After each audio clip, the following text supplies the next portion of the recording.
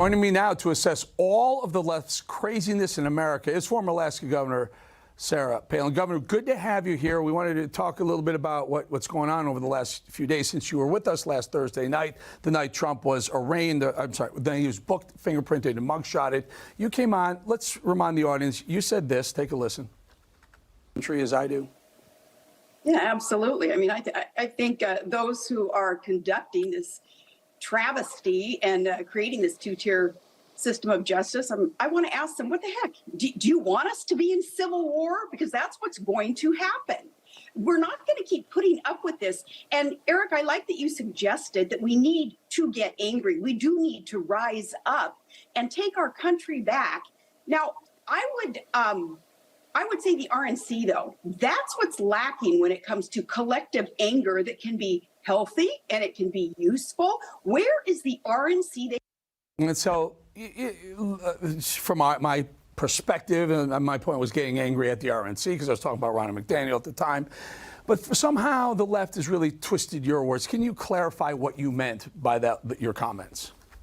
Yeah, they've twisted my words, and what a weekend. I mean, I basically had to just hunker down because of the threats and the lies and false accusations of me supposedly calling for civil war. No, I asked a question, and I will repeat exactly that question. The left riling us up, stealing more and more of our peace, of our resources, of our income, transforming America fundamentally. What is it that you want, left? Do you want a civil war? Because I don't. You know how you take your country back? That's via the ballot box. I thought that could go unsaid because that's just the obvious. So no, it's funny though, Eric, they won't answer the question. They'll attack the messenger who's asking the question, but they won't answer the question. What is it that you want, leftists, with all that you're doing to fundamentally transform America into something we don't recognize?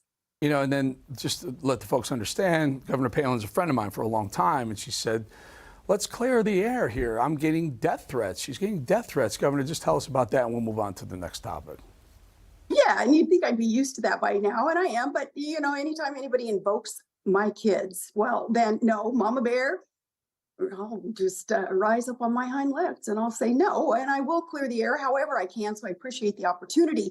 The left, they're evil, they're deceptive, and it's what I just went through this weekend, I think, is indicative of the way that they roll. They want to get you to sit down and shut up and be intimidated. But some of us, well, we use it as fuel, that anger, that hatred that they throw our way, because we know that we're fighting for what's right.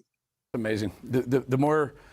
The more you're perceived as pro-Trump, the harder they come at you. Governor, thank you for clarifying that. Now let's just talk a little bit about this. You know, since we spoke that Thursday night, Trump had been indicted. It happened to be booked and fingerprinted and mugshotted. That happened to be the day after the big Fox GOP debate, which flopped on Fox.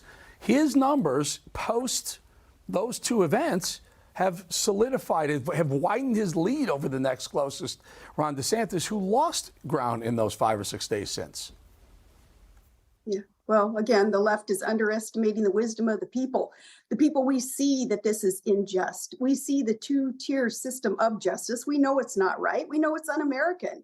And I think people are voicing their opinion via polls, via contributions. Newsmax had reported earlier, $7 million was raised for Trump's campaign after that mugshot was released.